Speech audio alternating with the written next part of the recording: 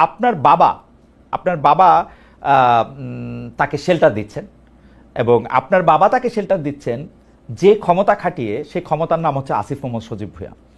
আপনি কি একটু বলবেন যে এই একটা নৃশংস অপরাধ, আমি বাংলা ভিশনের যে কি দেখানো হয়েছে সেখান থেকে আলাদা করে আমি যতটুকু জিনিস সম্পর্কে শিওর হতে পেরেছি শুধু ততটুকু জিনিসই আপনাকে বললাম, যে তিনজন তার হত্যা, চাঁদাবাজি, সালিশ, বাণিজ্য, ইউপি চেয়ারম্যান, সে আওয়ামী লীগ আমলে ছিল, সবটা মিলে যদি আপনি এটা বলতেন যে আপনার বাবা তাকে সেটা দিচ্ছে কিনা, এবং আপনি আপনার পলিটিক্যাল গেইনকে সামনে রেখে আপনার বাবা বিএনপির এগেনস্টে আওয়ামী লীগের লোকজনকে দিয়ে একটা পলিটিক্যাল একটা জায়গা তৈরি করতে চাচ্ছেন কিনা। আচ্ছা, প্রথমত হচ্ছে এই যে আমরা এই সরকার দায়িত্বে আসার পরে, তখন হাসান স্যার দায়িত্বে ছিলেন স্থানীয় সরকার বিভাগে, তখন পৌরসভা, জেলা পরিষদ, উপজেলা পরিষদ, সিটি কর্পোরেশন, এই সবগুলো হচ্ছে ভেঙে দেওয়া হয়েছিল অধ্যাদেশ জারি করে এবং পরবর্তীতে পরিপত্র জারি করে। কিন্তু ইউনিয়ন পরিষদ ভাঙা হয় নাই। ইউনিয়ন পরিষদ ভাঙা হয় নাই এই বিবেচনায় যে এতগুলো ইউনিয়ন পরিষদে পরিচালনার মতো যথেষ্ট পর্যাপ্ত, মানে প্রশাসক দেওয়ার মতো পর্যাপ্ত অফিসার আমাদের আসলে ফিল্ড পর্যায়ে নাই। সেই কারণে ইউনিয়ন পরিষদ ভাঙা হয় নাই। এবং ইউনিয়ন পরিষদের ক্ষেত্রে যারা পলাতক ছিল, যেহেতু ভাঙা হয় নাই, অধ্যাদেশ পরিবর্তন হয় নাই, সেহেতু যে কাউকে যে কোনো সময় বের করে দেওয়ার সুযোগ নাই। যারা পলাতক ছিল তাদের ক্ষেত্রে স্পষ্ট উল্লেখ আছে 60 দিন স্টেশনে উপস্থিত না থাকলে তাকে বরখাস্ত করা যাবে। সেই প্রক্রিয়ায় অনেককে বরখাস্ত করা হয়েছিল। কিন্তু শিমুল বিল্লালের ঘটনা আমি পরবর্তীতে খোঁজ নিয়ে যতটুকু জেনেছি, তিনি স্বতন্ত্র প্রার্থী হিসেবে ইলেকশন করেছেন এবং তিনি 5 আগস্টের পরে পলাতক ছিলেন না একদিনের জন্য, তিনি স্টেশনেই ছিলেন। তো নিয়ম অনুযায়ী আসলে তাকে করা হয় নাই। এবং এই যে একটা রিপোর্টে বলা হয়েছে যে সব ইউনিয়ন পরিষদ চেয়ারম্যানদেরকে অপসারণ করা হয়েছে, এটা সম্পূর্ণ মিথ্যা। এই সংক্রান্ত ইউনিয়ন পরিষদ অধ্যাদেশ তখন করা হয় নাই, তখন অ্যামেন্ডমেন্টও করা হয় নাই এবং পরিপত্র জারি করা হয় নাই। ইউনিয়ন পরিষদগুলো আগের মতোই বহাল ছিল। শুধুমাত্র যারা পলাতক ছিল, স্টেশনে ছিল না, যাদের বিরুদ্ধে অনাস্থা এসেছে, আইন অনুযায়ী তাদেরকে অপসারণ করা হয়েছে। আপনি কি বলতে চাচ্ছেন যে জনাব শিমুল বিল্লাল আওয়ামী লীগের রাজনীতির সাথে জড়িত ছিলেন না? আওয়ামী লীগের রাজনীতির সাথে জড়িত ছিল কিনা আমি জানি না, তবে স্বতন্ত্র প্রার্থী ছিল এতটুকু আমি জানি। আচ্ছা, তিনি স্বতন্ত্র প্রার্থী হিসেবে নির্বাচনে জয়ী হয়েছেন যতদূর আমি জানি। এবং শেল্টারের বিষয় যেটা বলা হয় যে ওই যে একটা ছবি দিয়ে হচ্ছে বলা হয় যে শেল্টার দেওয়া হচ্ছে, ওই ছবিটা কিন্তু ওই ঘটনারও আরো অনেকদিন আগের। এবং ছবিটা দেওয়ার সময় খুব ক্লেভারলি ওই যে নিচে যে ডেট লেখা থাকে, অনেক ফোন দিয়ে ছবি তুলে ডেট লেখা থাকে, ওই ডেট এন্ড টাইমটা আসলে কেটে দেওয়া হয়েছে। আমার কাছে ডেট এন্ড টাইম সহ ছবিটা আছে। তো এখানে একটা পারসেপশন তৈরি করা হয়েছে এই জায়গা থেকে। তো ঘটনা আমি স্থানীয় প্রশাসন, পুলিশ সবার সাথে কথা বলে যতটুকু জেনেছি, এই ঘটনাটা যেদিন ঘটে এবং বাদীর স্টেটমেন্টও আমি পেয়েছি যে যিনি ভিকটিম তিনিও বলেছেন যে আগের রাতে 2টায় ওইখানকার যিনি বিএনপির উপজেলা যুগ্ম আহ্বায়ক এবং ওই ইউনিয়ন পরিষদের সাবেক চেয়ারম্যান, তার বাসায় ওই বৈঠকটা হয়, যে বৈঠকে আসলে হত্যার বা হামলা করার সিদ্ধান্ত হয়েছিল। শাহ আলম, তিনি কিছুদিন আগে অ্যারেস্ট হয়েছেন। ওই বৈঠকে এখন যাকে আওয়ামী লীগের চেয়ারম্যান বলা হচ্ছে শিমুল বিল্লাল, তিনিও উপস্থিত ছিলেন। ওই বৈঠকে ওই ওয়ার্ডের মেম্বার উপস্থিত ছিল, ওই এলাকাবাসীর যারা মাথা আছে সবাই উপস্থিত ছিল। রাত 2টা বাজে বৈঠক হয়। এইটা কিন্তু হচ্ছে বাদীর স্টেটমেন্ট, আমার কাছে স্টেটমেন্ট অডিও রেকর্ড আছে। এটা বাদী নিজে বলছেন যে ওই বাসায় বৈঠক করে হত্যার সিদ্ধান্ত হয়। এবং প্রথম 15 দিনের বক্তব্য যদি দেখেন, ভিকটিম ফ্যামিলির কোথাও আমার নাম কিংবা আমার বাবার নাম নাই।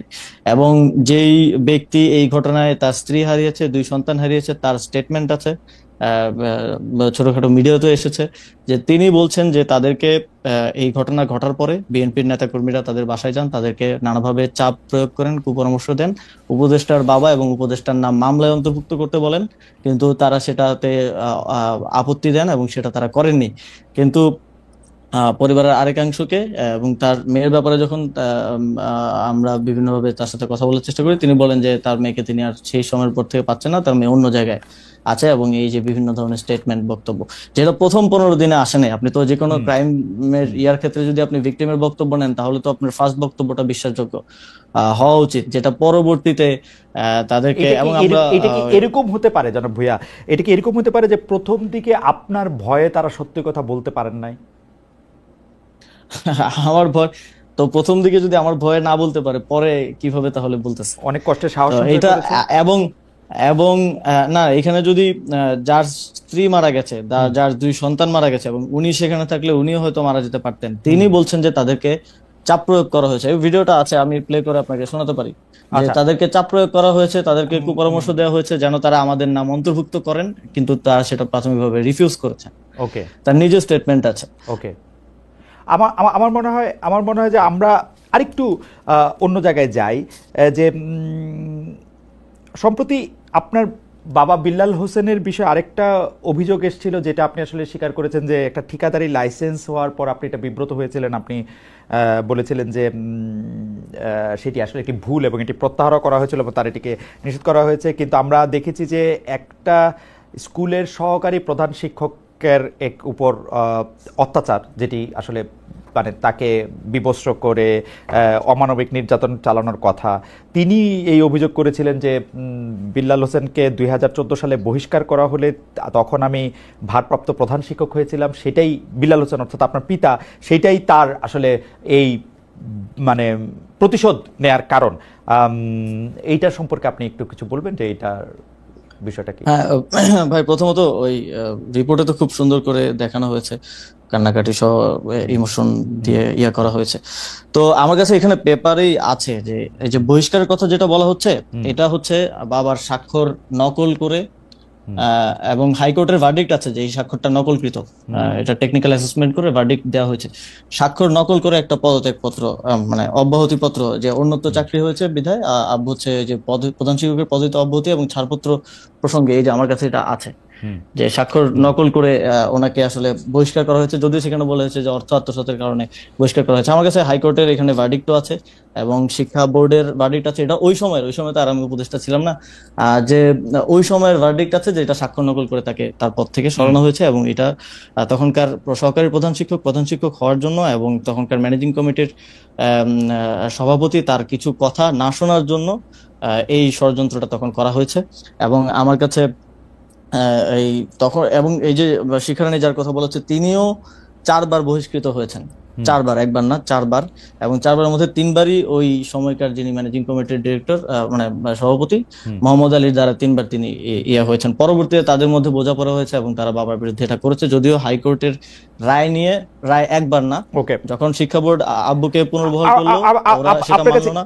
আপনার কাছে কি মনে হয় যে এই যে একটা ষড়যন্ত্র বা আপনি যেটাকে বলছিলেন যে এইভাবে সাজানো গোছানো জিনিস, এটার কারণ কি? জনাব বিল্লাল সাহেব কি রাজনীতিতে ওইখানে সক্রিয়, নাকি তিনি রাজনীতি করবেন, নাকি আপনি উপদেষ্টা হওয়ার পরে আপনার এই জায়গার শত্রু বেড়েছে বলে আপনি মনে করেন? এটা আমি মুরাদনগরের বিষয়ে যদি বলি, মুরাদনগরের ইয়াটা ছিল নির্বাচন করা কিংবা রাজনীতি করার জায়গা থেকে না, কারণ মানে আমি যদি রাজনীতি করিও আমার মানে রাজনীতি সেন্টারটা মুরাদনগর হওয়াটা আমার জন্যই আরো নেগেটিভ, কারণ যোগাযোগ থেকে শুরু করে সময়, কারণ আমি পলিটিক্স করলে আমি ন্যাশনাল জায়গা থেকে, ন্যাশনাল অ্যাপ্রোচ থেকে করবো, আমি তার স্থানীয় পর্যায়ের নেতা হিসেবে রাজনীতিটা করবো না।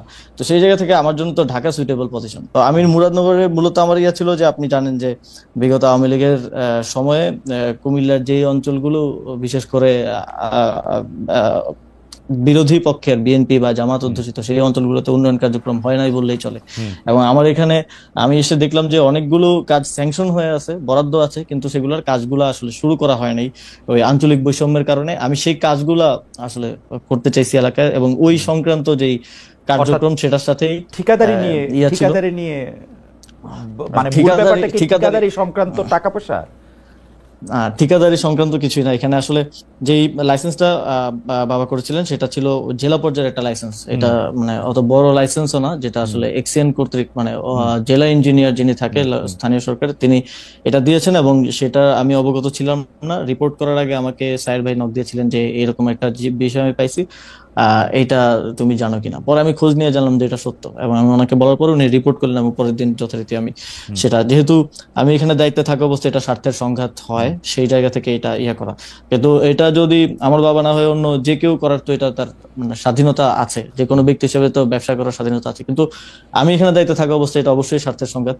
যদিও আমাদের দেশে কোনো এমপি মন্ত্রী স্বার্থের সংঘাতকে কোনো অপরাধ বা হিসেবে বিবেচনা করে কিনা আমি জানি না, কারণ আপনি যদি এখনো দেখেন আপনাদের প্রধান উপদেষ্টা করেন না, তিনি গ্রামীণের নামে অনেকগুলি জিনিস নিয়েছেন যেটা উনি পরে নিলেও পারতেন, নিজের বাদ দিয়েছেন অনেকগুলা, নিশ্চয়ই আপনার আলোচনা করেন, সেটা ভিন্ন প্রসঙ্গ। তবে আমি সেটাকে কোনোভাবেই ইয়া করে নেই, প্রশ্রয় দিই নেই, এবং সেটা আমরা কিন্তু বাতিল করেছি সাথে সাথে, এবং আমি বাবাকে বুঝিয়েছি। এবং তার ওই ঘটনার পর থেকেই মোস্টলি গত 5 মাস বাবা আমার বাসায় আছেন। উনি স্কুল থেকে ছুটি নিয়েছেন 6 মাসের, যে স্কুলে উনি প্রধান শিক্ষক সেখান থেকে ছুটি নিয়ে বাসায় আছেন। আমি বুঝিয়েছি উনি বাসায় থাকছেন, যেহেতু বাইরে গেলে নানা ধরনের বিতর্কে জড়ানোর একটা চেষ্টা আছে। এবং খালেদ ভাই, আমার কাছে এই যে রিপোর্টটা হয়েছিল সেই রিপোর্টের সব পেপার একদম এভিডেন্স সহ আমি একদম নিয়ে বসছি ওকে, আজকে, যদিও হয়তো এত সময় হবে না ইয়া করার। না না, অবশ্যই সময় হবে। আমি এটা নিয়ে কথাও বলতে চাই, কিন্তু দুটো বিষয় আপনার একটু প্রশ্ন আছে। আমি প্রথম কথা হচ্ছে যে আপনি এটা একদম পরিষ্কার করেছেন যে মুরাদনগর বা স্থানীয় রাজনীতির ক্ষেত্রে আপনি নিজেকে রাখতে চান না, স্থানীয় এলাকায় এমপি হওয়াটা সেটা আপনার জন্য নানা কারণে এটা এখন কঠিন। তো এইটি তো মোটামুটি পরিষ্কার, আপনি রাজনীতিতে এলেও আসলে মুরাদনগর থেকে আসলে নির্বাচন করার ব্যাপারে আপনার কোনো ইচ্ছা নাই। সেটি আসলে মূলত ওই এলাকায় যে কাজ বা উন্নয়ন কর্মকাণ্ডের মধ্যে থেকে আসলে ভাগবাটোয়ারা নিয়ে এটা হচ্ছে, এটা একটা পরিষ্কার বিষয়। দ্বিতীয় জিনিসটা, আপনি যেভাবে বলতেছেন এবং যে এভিডেন্সগুলি এখন আপনার হাতে আছে, সেই ক্ষেত্রে আপনি এটা আদালতে ট্রাই করবেন কিনা, যা যেসব অভিযোগগুলি করা হয়েছে আপনার বিরুদ্ধে বা যারা আপনার বিরুদ্ধে অভিযোগ করেছেন, যারা আপনার বাবার বিরুদ্ধে অভিযোগ করেছেন, ব্যাপারটা আপনি আদালতে তুলবেন কিনা? হ্যাঁ, প্রথমত কেউ লিগেল কোনো অভিযোগ তো করেন নাই, এখানে ডিফেমেশন করা হয়েছে এবং এক ধরনের পারসেপশন তৈরি করা হয়েছে, সোশ্যাল জাস্টিস হয়েছে আর কি, এক ধরনের আপনি ডিফেমেশন শুট করবেন কিনা, মানে এর চেয়েও অনেক ছোট কারণে অনেক মানুষ ডিফেমেশন শুট করে। অবশ্যই আমি ডিফেমেশন শুট করব, এবং সেই জন্য আমরা সব এভিডেন্স একত্র করেছি। এবং যেহেতু একটা রিপোর্ট হয়েছে, সেটার একটা রিবাটালও আমরা তৈরি করেছি। আমি যদিও মানে ওপেন আহ্বান জানিয়েছিলাম বাংলাদেশের যে কোনো মিডিয়াকে এটা নিয়ে একটা ফ্যাক্ট বেসড ইয়া করার জন্য, আপনি চাইলে আপনিও করতে পারেন। দুই পক্ষের কথা শুনে, ওর কিন্তু একপাক্ষিক রিপোর্ট করা হয়েছে, দুই পক্ষের কথা শুনে আমাদের কাছে যে এভিডেন্স আছে এগুলো নিয়ে জনবিশ্বাস করছিল একরকম, মানে এটাকে কি বলে, একরকম চ্যালেঞ্জই আমি বলবো। তিনিও তরুণ, প্রায় আপনার থেকে একটু বড় অবশ্য, কিন্তু তিনিও তরুণ, তিনিও একরকম চ্যালেঞ্জ জানিয়েছেন। তো আমরা মনে করি যে এইসব বিষয়গুলি নিয়ে যদি কোনো ডিসপিউট হয় সেটা আদালতে এটার মীমাংসা করা উচিত, এবং সেই ক্ষেত্রে নিশ্চয়ই আপনি উপদেষ্টা, সেই জন্য আপনি কোনো বাড়তি প্রভাব আপনার থাকবে সেটা আমরা মনে করি না। আমরা মনে করি আদালতেই এটির সমাধান হওয়া উচিত, যদি এরকম না। অবশ্যই আমি উপদেষ্টা হয়ে যাই হয়ে আমার তো মানে বিচার চাওয়ার অধিকার আছে, তো সেই জায়গা থেকে এটা আমরা আইনি ব্যবস্থা নিব, এবং সেই জন্য প্রয়োজনীয় সকল ডকুমেন্টস সহ সবকিছু আমরা প্রস্তুত করছি।